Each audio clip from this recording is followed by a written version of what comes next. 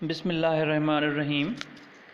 मुअज़्ज़िज़ नाज़रीन, इस वीडियो में हम आपको दो चीज़ों से आगाह करेंगे। नंबर एक, प्लास्टिक के बर्तन इस्तेमाल करने के नुकसानात, और नंबर दो, मिट्टी के बर्तन इस्तेमाल करने के फ़ायदे।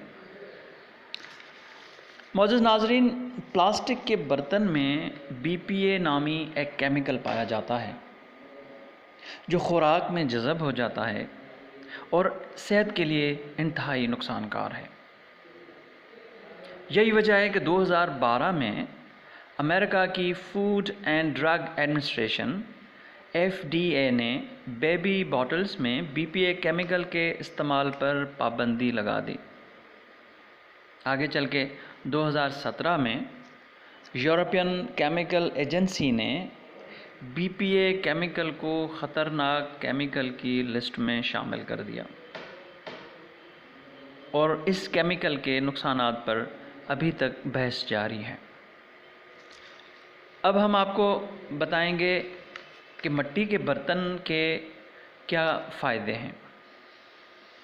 सबसे पहले हम मिट्टी के बर्तन की केमिस्ट्री जांचेंगे तो मालूम होगा कि अर्थ मेटल अल्कलाइन की मौजूदगी की वजह से मिट्टी के बर्तन पानी, सालन वगैरह की pH लेवल मुनासिब रखने में मददगार साबित होते हैं।